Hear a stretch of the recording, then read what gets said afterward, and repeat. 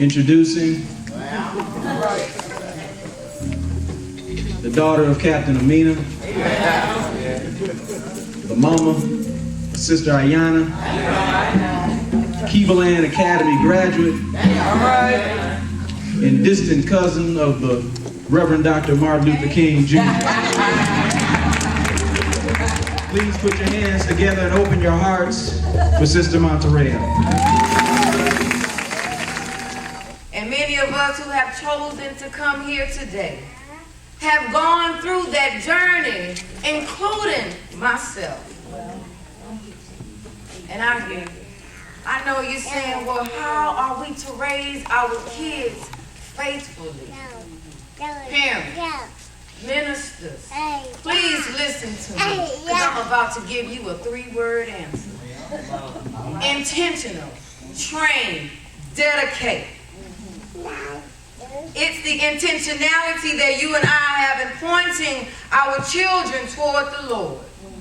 So since it's Sunday, I say it's time we fess up.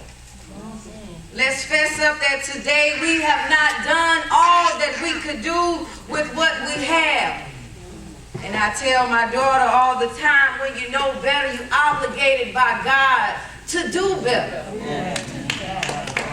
But if we collectively are not training or giving dedication intentionally to our children, eventually we will destroy African American youth and children, generations of them.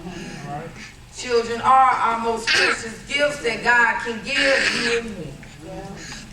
But you and I are not to roll the dice with our children's futures, especially their spiritual lives, especially their eternal lives.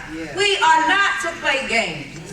We are to be intentional, train, dedicate, intentionality. The second thing you and I need to do, please consider, they need more models. They need to see models of authenticity and integrity in Christ. Right. Now you clap to see the world is telling them that the church is full of hypocrites. And you know what? It is. Including myself.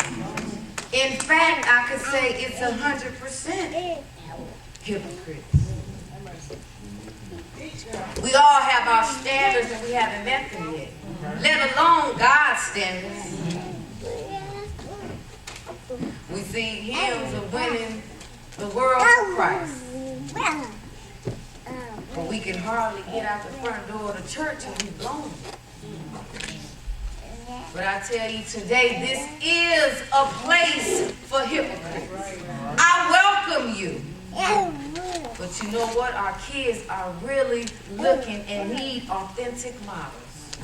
Of being of an authentic model of a person in love with Jesus Christ doesn't mean you're perfect.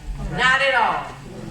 But there are some questions maybe you can sit around with your children and ask. Or maybe reflect them on your own. Do your kids see you pray?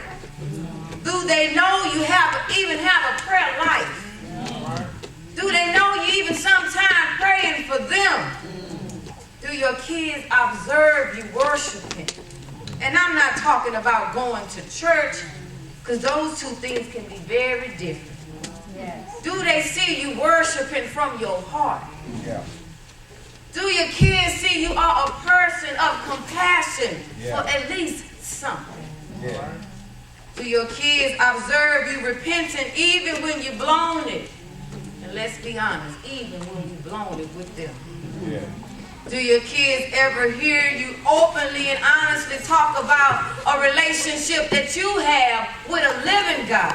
Yeah. And I know you're saying, what does all that have to do with the shrines of the Black Madonna and our commitment to nurture in children? First of all, it means that it's time that we go out and find the best or utilize what we have to the highest level possible. Only and only here at the Shrines of the Black Madonna, we've been doing for years. And it's only meant to be, designed to be, an auxiliary for what you should be doing at home. You and I began to look at our homes as being a seminary, which literally means a seedbed of Christian faith. So I plead to you today on behalf of the children and the youth. Let's decide to begin to incorporate all the things I reiterated over and over on Sunday. We need to take it back to our seed beds and start a living process, a working process.